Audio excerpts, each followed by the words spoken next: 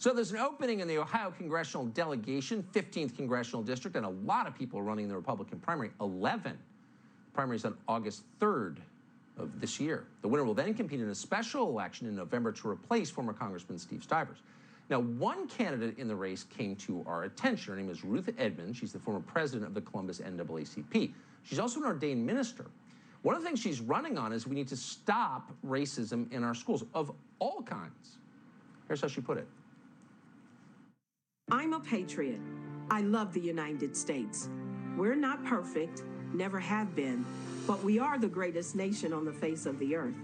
It's time to stop judging every white person as a villain and every brown person as a victim. We are one country, one nation, under God, indivisible, with liberty and justice for all. I'm Ruth Edmonds, and I approve this message. Ruth Edmonds joins us tonight. Ruth Edmonds, thanks so much for coming on. That was a great ad. I don't think I've heard it put as clearly as you put it. Why did you say that? Why did you make that ad?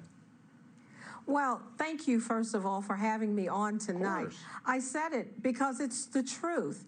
Caucasians are not villains, and they're not oppressors, and brown-skinned people are not victims, and we're not oppressed. But you can't say that. You can't say that. Whoa, whoa, whoa, whoa. Oh, yes, I can say that. I'm from the inner city of Baltimore, Maryland, raised by my grandmother, who only had a 4th grade education. And yet she taught me the principles and values and ethics of hard work and perseverance and, faith in God. And taking advantage of opportunities when they come and not allowing barriers to be excuses. So yes, I can say that brown-skinned people are not victims, because we're not.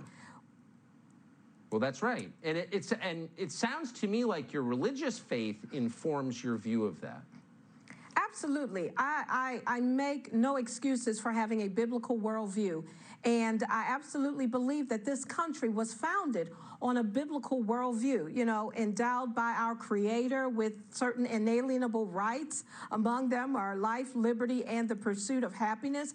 Absolutely. And I think that it is terrible how, there's an evil attack by the left to tear up what our country is and how we were founded.